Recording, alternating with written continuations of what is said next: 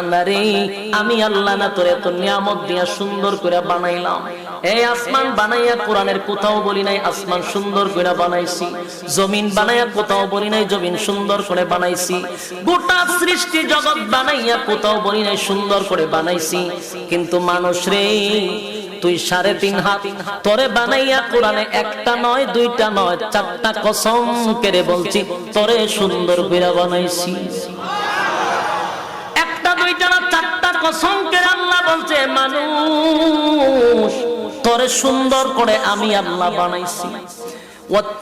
তিন ফলের কসম, জাইতুন ফলের কসম, সিনাই পর্বতের কসম, ওয়াহাজাল বালাদিল আমিন পবিত্র মক্কা নগরীর কসম।